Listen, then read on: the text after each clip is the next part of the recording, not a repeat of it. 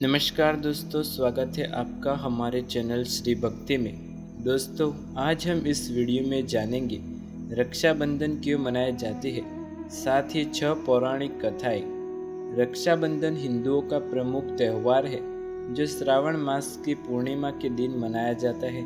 श्रावण मास में मनाए जाने के कारण इसे श्रावणी या सलोनो भी कहते हैं। आमतौर पर यह त्यौहार भाई बहन का माना जाता है। इस दिन बहनें भाई के कलाई पर राखी बांधकर उनकी लंबी उम्र की दुआ करती है और भाई भी अपनी बहनों को सदा रक्षा करने का वचन देता है। आइए जानते हैं रक्षाबंधन से जुड़ी पौराणिक कथाओं के बारे में। यह पर्व भाई बहन के रिश्ते की अटूट डोर का प्रतीक है। रक्षाबंधन का उल्लेख हमारी पौराणिक कथाओं व महाभारत में मिलता है और इसके अतिरिक्त इसकी ऐतिहासिक व साहित्यिक महत्व भी उल्लेखनीय है। राखी का त्यौहार कब शुरू हुआ ये कोई नहीं जानता, लेकिन भविष्य पुराण में वर्णन मिलता है कि देव और दानव में जब युद्ध शुरू हुआ तब दानव हावी होते नजर आने लगे। भगवान इंद्र घबराकर बृहस्पति के पास गए। वहां बैठी इंद्र की पत्नी इंद्राणी सब सुन रही थी। उन्होंने रेशम का धागा मंत्रों के शक्ति से पवित्र करके अपने पति के हाथ पर बांध दिया।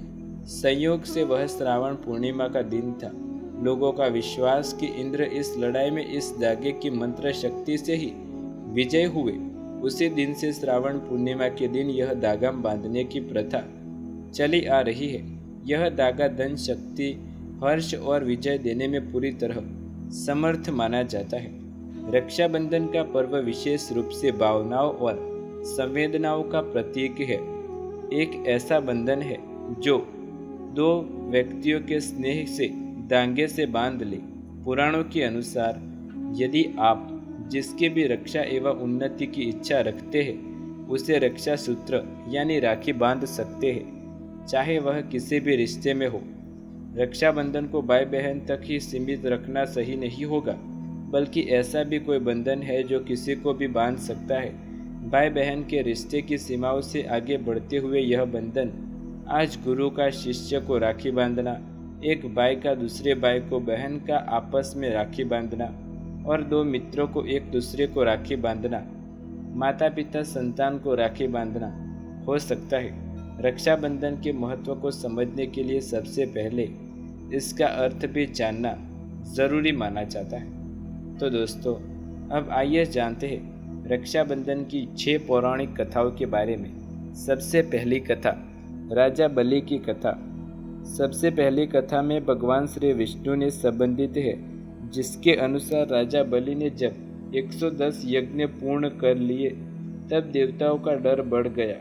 उन्हें यह भय सताने लगा कि यज्ञों की शक्ति से राजा बलि स्वर्ग लोक पर भी कब्जा कर लेंगे। इसलिए सभी देव भगवान विष्णु के पास स्वर्ग लोक की रक्षा की फरियाद लेकर पहुंचे, जिसके बाद विष्णु जी ब्रह्मा जी वेश धारण कर राजा बलि के समझ प्रकट हुए और उनसे भिक्षा मांगी। भिक्षा में राजा ने उन्हें 3 पग भूमि देने का वादा किया, लेकिन तभी बलि के गुरु शुक्रदेव ने ब्राह्मण रूप धारण किए हुए विष्णु को पहचान ली और बलि को इस बारे में सावधान कर दिया।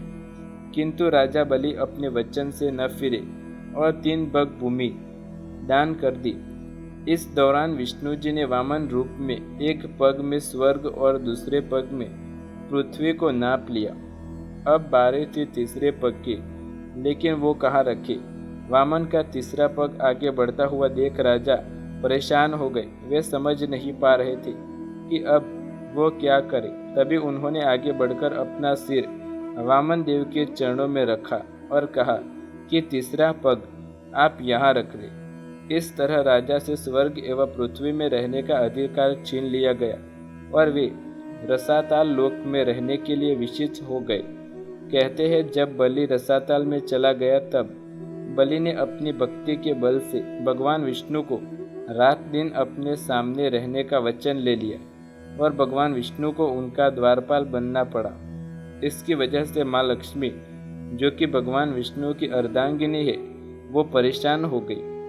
भगवान ने रसाताल में निवास से परेशान लक्ष्मी जी ने सोचा कि यदि स्वामी रसातल में द्वारपाल बनकर निवास करेंगे तो वैकुंठ लोक का क्या होगा। इस समस्या के समाधान के लिए लक्ष्मी जी को नारद जी ने एक उपाय सुझाया। लक्ष्मी जी ने राजा बलि के पास जाकर उसे राखी बांधकर अपना भाई बनाया और उपहार स्वरूप अपने पति भगवान विष्णु को साथ ले आई। उस दिन श्रावण मास की पूर्णिमा थी। उस दिन से ही रक्षाबंधन मनाया जाने लगा। आज भी कई जगह इस कथा के आधार पर मानकर ही रक्षाबंधन को मनाया जाता है। दोस्तों, दूसरी कथा मिलती है भविष्य पुराण की। दूसरी कथा भविष्य पुराण की है, जिसके अनुसार प्राचीन काल में एक बार 12 वर्षों तक देवासुर संग्राम होता रहा, जिसमें देवताओं के दानवों से हार होती रही। दुखी और पराजित इंद्र गुरु बृहस्पति के पास गए। कहते हैं कि उस समय वहां इंद्र की पत्नी सूची भी मौजूद थी। इंद्र की व्यथा जानकर इंद्राणी ने कहा, हे स्वामी, कल ब्रह्मांड शुक्ल पूर्णिमा है। मैं विधान पूर्वक रक्षा सूत्र तैयार करूंगी। उसे आप स्वचितवाचक पूर्वक ब्राह्मणों से बंधवा लीजिए। आप अवश्य ही विजय होंगे। दूसरे दिन इंद्र ने इंद्राणी द्वारा बनाए रक्षा विधान का स्वतिचाचन पूर्वक बृहस्पति से रक्षाबंधन कराया, जिसके प्रभाव से इंद्र सहित देवताओं की विजय हुई। उसी दिन से श्रावण पूर्णिमा के दिन यह धागा बांधने की प्रथा चली आ रही है। यह धागा धन, शक्ति, हर्ष और विजय देने में पूरी तरह समर्थ माना जाता है। दोस्तों, तीसरी कथा मिलती है महाभारत की। यह कथा महाभारत युग से जुड़ी है। महाभारत में श्री कृष्ण ने शिशुपाल का वध अपने चक्र से किया था। शिशुपाल का सिर काटने के बाद जब चक्र वापस कृष्ण के पास आया, उस समय कृष्ण की उंगली कट गई। भगवान श्री कृष्ण की उंगली से रक्त बहने लगा। यह देखकर द्रौपदी ने अपनी साड़ी का किनारा फाड़कर कृष्ण की उंगली में बांध दिया, जिसको लेकर कृष्ण ने उसकी रक्षा करने का वचन दिया था। इसी ऋण को चुकाने के लिए दुशासन द्वारा चीरहरण करते समय श्री कृष्ण ने द्रौपदी जी की लाज रखी थी।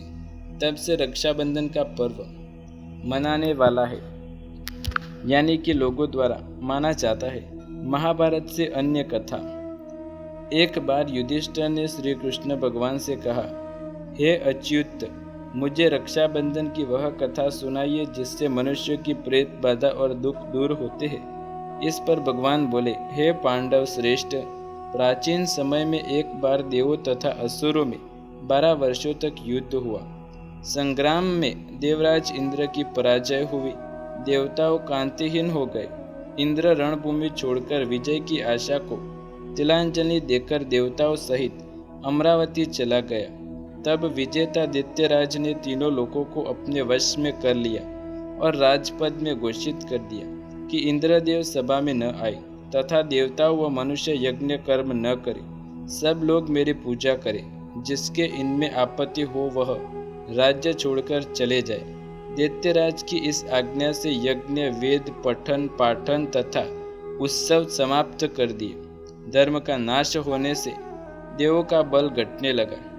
इंद्र दानवों से भयभीत होकर देवगुरु बृहस्पति को बुलाकर कहने लगे, हे गुरु, मैं शत्रुओं से गिरा हुआ हूँ, प्राणांत संग्राम करना चाहता हूँ। होनी बलवान होती है, जो होना है वो होकर रहेगा। पहले तो बृहस्पति ने समझाया कि क्रोध करना व्यर्थ है, परंतु इंद्र की हठधर्मिता तथा उत्साह देखकर रक्षा विधान करने को कहा। सावन पूर्णिमा को प्रातःकाल ही रक्षा का विधान समाप्त किया गया। स्वयं गुरु ने उन्हें एक मंत्र प्रदान किया, येन वद्धो बलि राजा दान वेद्रो महाबाल तेन त्वामीन भवानमी रक्षे माचल माचल। ऐसा माना जाता है कि राखी बांधते समय इस मंत्र का उच्चारण करना चाहिए। दोस्तों, अब आइए जानते हैं आखिरी कथा के बारे में। ऐसा कहा जाता है कि ग्रीक नरेश सिकंदर की पत्नी ने अपने पति की रक्षा के लिए उसे शत्रु पुरुजा को राखी बांधी थी। कथा अनुसार युद्ध के समय पुरु ने जैसे ही सिकंदर पर प्राणघातक आक्रमण किया, उसे उसकी कलाई पर बंधी रक्षा दिखाई दी, जिसके कारण उसने सिकंदर को अभय प्रदान किया और युद्ध में अनेक बार सिकंदर को प्राण दान किया था।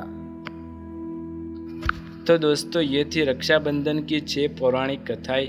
यदि वीडियो पसंद आए तो लाइक शेयर कमेंट कर दिए। चैनल पर नए हैं तो सब्सक्राइब करके बेल आइकन ज़रूर दबाएं। ऐसे ही नए वीडियो देखने के लिए मिलते हैं अगले वीडियो में। तब तक के लिए धन्यवाद।